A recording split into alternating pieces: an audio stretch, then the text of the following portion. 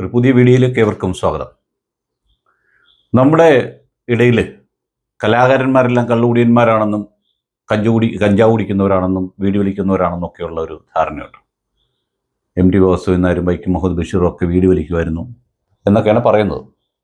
അതുകൊണ്ടായിരിക്കാം നമ്മുടെ പുതുതലമുറയിലെ യുവ സംവിധായകരും നടന്മാരും ഒക്കെ അതിലൊരു പടി മുമ്പോട്ട് പോയി കഞ്ചാവിൻ്റെയും സിന്തറ്റിക് ഡ്രഗ്സിൻ്റെയും കൊക്കൈൻ ഉൾപ്പെടെയുള്ളവ ഉപയോഗിക്കാൻ തുടങ്ങിയത്. പക്ഷെ പറഞ്ഞു വരുന്ന കാര്യം അതുമായി കണക്റ്റഡ് ആയതുകൊണ്ടാണ് അങ്ങനെ ഒരു കാര്യം തുടക്കത്തിൽ പറഞ്ഞത്. ഒരു ദിവസം രാവിലെ പോലീസിന് ഒരു ഇൻഫർമേഷൻ കിട്ടുന്നു. ഇൻഫർമേഷൻ കിട്ടിയെങ്കിൽ മാത്രമേ നമ്മുടെ പോലീസിനും എക്സൈസിനും എന്ത് ചെയ്യാൻ പറ്റത്തുള്ളൂ, ലഹരി പിടിക്കാൻ പറ്റത്തുള്ളൂ. അല്ല പിന്നെ അവർക്ക് ഇതിനെപ്പറ്റി അറിയത്തേയില്ല. കാരണം അവർക്കൊരു യാതൊരുവിധ ഇൻഫർമേഷനും അവരുടേതായ രീതിയിൽ കണ്ടെത്താൻ പറ്റില്ല. അങ്ങനെ ഒരു ഇൻഫർമേഷൻ കിട്ടുന്നു. സടകുടഞ്ഞ് എഴുന്നേൽക്കുന്നു, ഒരു റൂമിലേക്ക് ചെല്ലുന്നു. അവിടെ ചെന്നപ്പോൾ കുറച്ച് യുവാക്കളിരുന്ന് കഞ്ചാവ് വലിക്കുന്നു. അവരുടെ കൂട്ടത്തിൽ ഹിരൺദാസ് മുരളി എന്ന് പറയുന്ന ഒരു റാപ്പർ, ഗീതത്തിൻ്റെ ഉപജ്ഞാതാവെന്ന് വേണം പറയാവുന്ന റാപ്പർ വേടൻ ഇരിക്കുന്നു. നമ്മുടെ ചെറുപ്പക്കാരെയൊക്കെ ആകർഷിക്കാൻ പറ്റുന്ന രീതിയിൽ കഞ്ചാവും മദ്യവുമൊക്കെ ഉപയോഗിച്ച് വേദിയിൽ വന്ന് ആടി ഉല്ലസിച്ച് പാടി ഉല്ലസിച്ച് യുവാക്കളെ തൻ്റെ വഴിയിലേക്ക് എത്തിക്കുകയും ഒപ്പം അവരോട് നിങ്ങൾ കഞ്ചാവും മദ്യമൊന്നും ഉപയോഗിക്കരുതെന്ന് ഉപദേശം കൊടുക്കുകയും ചെയ്യുന്ന ഹിരൺദാസ് മുരളി എന്ന റാപ്പർ വേടനെ അറസ്റ്റ് ചെയ്യുന്നു. 6 ഗ്രാം കഞ്ചാവോടുകൂടി അദ്ദേഹത്തെ അറസ്റ്റ് ചെയ്യുന്ന പോലീസ് NDPS ആക്ട് അനുസരിച്ച് അയാളുടെ ഒരു കേസെടുക്കുന്നു. ഒപ്പം പോലീസ് ഇങ്ങനെ നോക്കി, പോലീസ് സ്റ്റേഷൻ ചെന്നാൽ പിന്നെ ഷർട്ടെല്ലാം ഊരി ഇടണമല്ലോ, ഷർട്ടും വസ്ത്രങ്ങളൊന്നും ധരിക്കാൻ പാടില്ല നമ്മുടെ പോലീസ് സ്റ്റേഷനിൽ. ഇത് എത്ര പ്രാകൃതമായ നിയമമാണ് ഇന്ന് ആര് തുടങ്ങിയാണെന്നൊന്നും എനിക്കറിയില്ല. എന്തായിരുന്നാലും ഇപ്പോൾ എല്ലാ പോലീസ് സ്റ്റേഷനിലെ സെല്ലിൽ ക്യാമറ വരെയുണ്ട്. എന്നിട്ട് പോലും അവിടെ ഇരിക്കുന്നവനെ മുണ്ടുടിപ്പിക്കുന്ന രീതി നമ്മുടെ പോലീസിന് ഇഷ്ടമല്ല. എന്തായാലും സ്റ്റേഷൻ ജാമ്യത്തിൽ വിടുന്നതിനുള്ള നടപടികൾ ആരംഭിക്കുന്ന സമയത്ത് ഏതോ ഒരു പോലീസ് ഉദ്യോഗസ്ഥൻ്റെ കണ്ണിൽ അയാളുടെ കഴുത്തിൽ കിടക്കുന്ന ഒരു പുലി നഖം പ്രത്യക്ഷപ്പെട്ടു. അതിൻ്റെ രൂപം വളരെ ഇതായിട്ട് പ്രത്യക്ഷപ്പെട്ടിട്ട് പറഞ്ഞു, ഇത് പുലിനഖമാണ്, ഇത് വന്യമൃഗ സംരക്ഷണ നിയമം 1972 വന്യമൃഗ സംരക്ഷണ നിയമത്തിൻ്റെ അടിസ്ഥാനത്തിൽ കേസെടുക്കേണ്ട കാര്യമാണ്. അതുകൊണ്ട് നമ്മുടെ സുന്ദരമായ ഏറ്റവും മനോഹരമായ രീതിയിൽ പ്രവർത്തിക്കുന്ന ഒരു വകുപ്പ് മന്ത്രി ഉൾപ്പെടെയുള്ള വനം വകുപ്പിനെ ഈ വിവരം അറിയിച്ചു. വനംവകുപ്പ് വരുന്നു, ഇയാളെ അറസ്റ്റ് ചെയ്യുന്നു. പിന്നെ ഇയാളുടെ വീട്ടിൽ റെയ്ഡ് നടത്തുന്നു. റെയ്ഡെല്ലാം കഴിഞ്ഞ് അയാൾ പുലിയെ അമ്പെയ്ത് പിടിച്ചെന്ന് പറയുന്നു, പുലിയെ വേട്ടയാടി പിടിച്ചെന്ന് പറയുന്നു, തമിഴ്നാട്ടിൽ പോയി പിടിച്ചെന്ന് പറയുന്നു. എവിടെയൊക്കെയോ പിടിച്ചു. എന്തായാലും പിടിച്ച് അയാൾ വീട്ടിൽ ചെന്ന് പരിശോധിച്ച് അമ്പും വില്ലും കിട്ടിയില്ല. ഈ പുലിയുടെ പല്ലിന് ശേഷം ബാക്കിയുള്ള ശരീരഭാഗങ്ങളും ഒന്നും കിട്ടിയില്ല. എന്തായാലും ഒന്നും കിട്ടാതെ ഇരുന്നിക്കുകയും, എന്തായിരുന്നാലും ഈ പുലിയുടെ നഖം കഴുത്തിലുണ്ടായിരുന്നല്ലോ, അല്ല പുലിപ്പല്ല് കഴുത്തിലുണ്ടായിരുന്നല്ലോ, അതുകൊണ്ട് ഇയാളെ നേരെ നമ്മുടെ കോടതിയിൽ, പെരുമ്പാവൂർ കോടതിയിൽ ഹാജരാക്കി. മുൻപ് ഞാനൊരു ഒരു കാര്യത്തിൽ പറഞ്ഞിരുന്നു, നമ്മുടെ മജിസ്ട്രേറ്റുമാർ ഒരു നിമിഷം ഈ പറയുന്ന കാക്കിയിടുന്ന ഉദ്യോഗസ്ഥന്മാർ റിമാൻഡ് റിപ്പോർട്ട് എഴുതി കൊണ്ടുവരുന്ന പ്രതികളെ, ആ റിമാൻഡ് റിപ്പോർട്ടും ആ കേസിൻ്റെ സാധ്യതകളെപ്പറ്റി ഒരു നിമിഷം ചിന്തിച്ചാൽ, ആ പ്രതിയോടൊന്ന് സംസാരിച്ചാൽ പലരും ശരിക്കും പറഞ്ഞ കേസിൽ പെട്ടതോ പെടുത്തിയതോ ആകാം. മരുമകളും മകനും എല്ലാം ചേർന്ന ഒരു സ്ത്രീയെ മയക്കുമരുന്ന് കേസിൽ പെടുത്തിയ കാര്യം നിങ്ങൾക്കെല്ലാം അറിയാം. നമ്മുടെ ജയിലുകളിൽ ഇങ്ങനെ എത്രയോ പേർ ഇപ്പോഴും കിടക്കുന്നു, ആരും തിരിഞ്ഞു നോക്കാതെ. എന്തായിരുന്നാലും പെരുമ്പാവൂർ കോടതിയിലെ ജുഡീഷ്യൽ ഓഫീസർക്ക് ഈ റാപ്പറോട് സംസാരിക്കാൻ തോന്നി. അയാളോട് സംസാരിച്ചപ്പോൾ പറഞ്ഞു, ഈ പുലിനഖം എൻ്റെ ഒരു സുഹൃത്ത് എനിക്ക് തന്നതാണ്, അല്ലാതെ എനിക്കിതാരും വേറെ രീതിയിൽ വന്നതല്ല. ശ്രീജിത്ത് കുമ്പിടി എന്ന് പറയുന്ന ഒരാളാണ് തന്നത്, തമിഴ്നാട്ടിലുള്ള ആരാധകനാണ്, അയാളാണ് തന്നത്. ഇത് പുലിനഖമാണെന്ന് എനിക്കറിയില്ല എന്ന് പറഞ്ഞു. ഉടനെ വനം വകുപ്പ് നേരെ ഇതെവിടെയാണോ കിട്ടിയത് നേരത്തെ പോയി അന്വേഷിച്ചിരുന്നു. അങ്ങനെ തൃശ്ശൂർ പോയി ഇത് വെള്ളി കെട്ടിക്കൊടുത്ത സ്വർണ്ണപ്പണിക്കാരനെ കണ്ടപ്പോൾ അയാളും പറഞ്ഞ് ഇങ്ങനെ കൊണ്ടുവന്ന് ഞാൻ 1000 രൂപ വാങ്ങിയിരുന്നു എന്ന് പറഞ്ഞു. എന്തായാലും കോടതി ആ കേസിൻ്റെ ശരിക്കുമുള്ള ഒരു അന്വേഷണത്തിലേക്ക് ഒന്ന് നീങ്ങുവാൻ തയ്യാറാവുകയും അവസാനം കോടതിക്ക് മനസ്സിലായി. കോടതി ചോദിച്ചു, ഈ പുലിനഖമാണ് എന്ന് നിങ്ങളോട് ആരാണ് പറഞ്ഞത്, അല്ലെ പുലിപ്പല്ലാണ് എന്ന് നിങ്ങളോട് ആരാണ് പറഞ്ഞത് എന്ന് ചോദിച്ചപ്പോൾ ഈ പറഞ്ഞ ഫോറസ്റ്റ് ഡിപ്പാർട്ട്മെൻറ്റ് യാതൊരു ഉത്തരവുമില്ല. നിങ്ങളിതിൻ്റെ ഇതിൻ്റെ റിപ്പോർട്ട് ഇതാണോ എന്ന്, ഈ പുലിയുടെ പല്ലോ നഖോ ഇതെന്താണ് എന്നുള്ള രീതിയിൽ റിപ്പോർട്ട് മേടിച്ചിട്ടുണ്ടോ, പരിശോധനാ റിപ്പോർട്ടുണ്ടോ എന്ന് ചോദിച്ചപ്പോൾ അതുമില്ല. പിന്നെ എങ്ങനെ ഇയാളെ ഇത് ചെയ്യുമെന്ന് ചോദിച്ചപ്പോൾ അയാൾ ആദ്യം പറഞ്ഞു, കോടതിയിൽ തന്നെ പറഞ്ഞു, ഞാൻ ലഹരി ഉപയോഗിക്കാറുണ്ട്, പക്ഷേ ഇപ്പോൾ മുതൽ ഈ സമയം മുതൽ ഞാൻ ലഹരി എന്ന് പറയുന്ന സാധനം ഉപയോഗിക്കുന്നതല്ല എന്ന് പറയുകയും അങ്ങനെ അയാൾ കോടതി ജാമ്യം കൊടുക്കുകയും ചെയ്തതാണ് ഈ ഇതിലൊരു ട്വിസ്റ്റ്.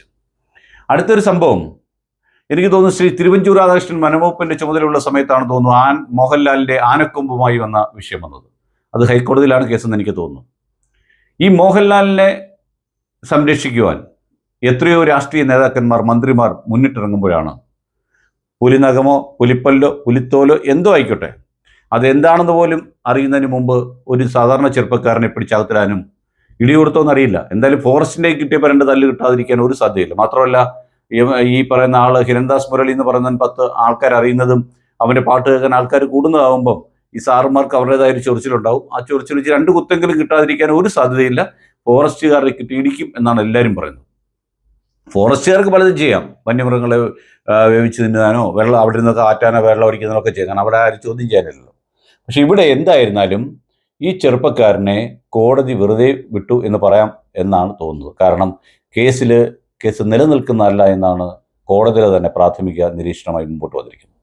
ഇവിടെ ശ്രീനാഥ് ഭാസിയെയും ഷൈൻ ടോം ചാക്കോയെയും പിന്നെ 3 യുവ സംവിധായകരെയൊക്കെ അടുത്ത സമയങ്ങളിൽ ലഹരി കേസുമായി ബന്ധപ്പെട്ട കാര്യങ്ങളിൽ പോലീസ് പിടിച്ചിരുന്നു. കൂടാതെ കേരളത്തിലെ തന്നെ ഏറ്റവും വലിയ കൊക്കൈൻ കേസിൽ ഷൈൻ ടോം ചാക്കോയ്ക്ക് പങ്കുണ്ട് എന്ന് പറഞ്ഞു. ഇപ്പോൾ ഏറ്റവും അവസാനം ആലപ്പുഴയിൽ നടന്ന ഹൈബ്രിഡ് കഞ്ചാവിൻ്റെ പിടിച്ച കേസിലും വേട്ടയിലും ഇവർക്കൊക്കെ പങ്കുണ്ട് എന്ന് പറയുന്നു. പക്ഷേ അവരെയൊക്കെ രക്ഷിക്കാനുള്ള നടപടിയും അവരെ നേരെ അവിടുന്ന് കൊണ്ടുവന്ന് ഡീഅഡിക്ഷൻ സെൻറ്ററിൽ കൊണ്ടുപോകാനും ആ ഡീഅഡിക്ഷൻ സെൻറ്ററിൽ വെച്ച് അവരെയൊക്കെ നല്ല പുരുഷന്മാരായി പുറത്തേക്ക് കൊണ്ടുവരാനും അങ്ങനെ മലയാള സിനിമയെ അങ്ങേയറ്റം ഇവരുടെ സേവനം കൊണ്ട് അത്യുന്നതങ്ങളിൽ എത്തിക്കുവാനുള്ള ശ്രമമാണ് പോലീസ് നടത്തിയത്. കറുത്തവനായതിൻ്റെ പേരിൽ പട്ടിണി ഉള്ള സമയത്ത് കറുത്തവർഗക്കാരനായാലും കറുത്ത നിറത്തിലുള്ളവനായതുകൊണ്ട് ഒരു കഷ്ണം ആഹാരം മോഷ്ടിച്ചതിൻ്റെ പേരിൽ തല്ലിക്കൊല്ലപ്പെട്ട മധുവിൻ്റെ നാടാണ് നമ്മുടെ കേരളം. നിങ്ങൾക്കെല്ലാം അറിയാവുന്ന കാര്യമാണ്. അതുപോലെ തന്നെയാണ് ഈ പറയുന്ന ഹിരൺദാസ് മുരളി മുൻപോട്ട് വെക്കുന്ന ഒരു ആശയമുണ്ട്. കീഴാളിൻ്റെയെന്നോ കറുത്തവർഗക്കാരൻ്റെയോ പ്രതിനിധിയായിട്ടാണ് അയാൾ പലപ്പോഴും അറിയപ്പെടുന്നത്. അയാളെ ഭയക്കുന്ന ഭരണകൂടം കേരളത്തിലുണ്ട് എന്ന് വേണം നമ്മൾ സംശയിക്കേണ്ടത്.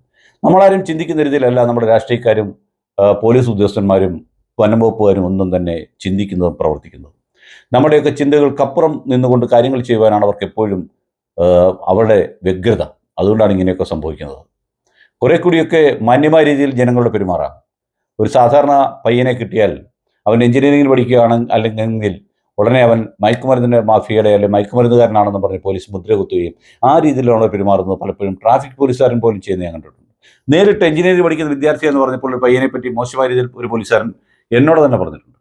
അങ്ങനെ പോലീസിന് അവൻ്റെ വീട്ടിൽ ഒരു എഞ്ചിനീയറിംഗ് വിദ്യാർത്ഥി ഉണ്ടെങ്കിലും അല്ലെങ്കിൽ അവൻ യുവാവാണെങ്കിൽ അവനെ കണ്ട ഉടൻ തന്നെ അവൻ കഞ്ചാവ് കച്ചവടക്കാരനാണെന്നോ അല്ലെങ്കിൽ മദ്യത്തിന് മയക്കുമരുന്ന് അടിമയാണെന്നോ ചിന്തിക്കുന്ന രീതിയിലേക്ക് കാര്യങ്ങൾ മാറി.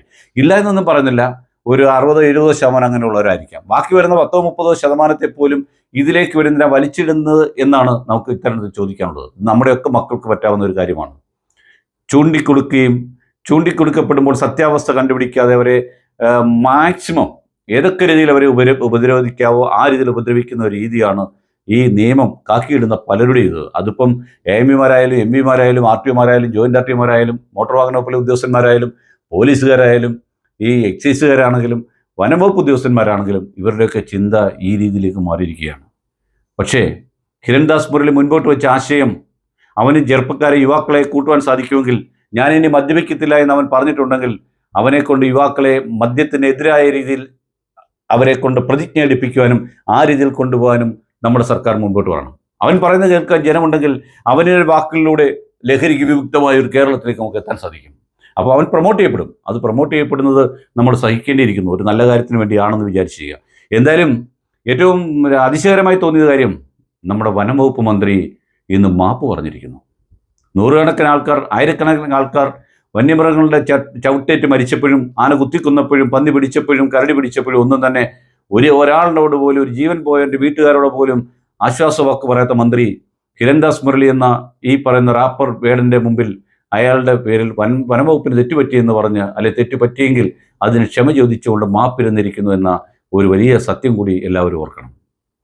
ആളും തരവും നോക്കി കേസെടുക്കുകയും പ്രതികളെ കണ്ടെത്തുകയും ചെയ്യുന്ന രീതി എല്ലാ കാക്കിധാരികളും മാറ്റിവെക്കേണ്ടത് ഈ ജനാധിപത്യ രാജ്യത്തിന് അനിവാര്യമായൊരു കാര്യമാണ്. കാരണം ഈ പറയുന്ന ഓരോരുത്തരുടെയും നികുതി പണമാണ് നിങ്ങളുടെ ശമ്പളം. നിങ്ങൾ ജീവിക്കുന്നത് കൊണ്ടാണെന്ന് ഓർമ്മയോടുകൂടി പ്രവർത്തിക്കണം. അതാണ് വേണ്ടത്. കൈ കിട്ടുന്നവൻ്റെ മണ്ടയിലെല്ലാം കുതിര കയറി അവൻ്റെ മണ്ടയിൽ എല്ലാ കേസുകളും വെച്ചു കൊടുക്കുകയും ആവശ്യക്കാർക്ക് അവർക്ക് താല്പര്യമുള്ളവർ പേര് വരുമ്പോൾ ആ കേസുകൾ എടുക്കാതിരിക്കുകയും പണക്കാരനെ നോക്കിയും രാഷ്ട്രീയ ചായ്വ് നോക്കിയും ജാതി ബന്ധങ്ങൾ നോക്കിയും കേസെടുക്കുകയും സംരക്ഷിക്കുന്ന രീതി ഒരു ജനാധിപത്യ രാജ്യത്തിന് ഭൂഷണമല്ല എന്ന് എല്ലാ നിയമപാലകരും ഓർക്കുന്നത് നന്നായിരിക്കും. നന്ദി, നമസ്കാരം.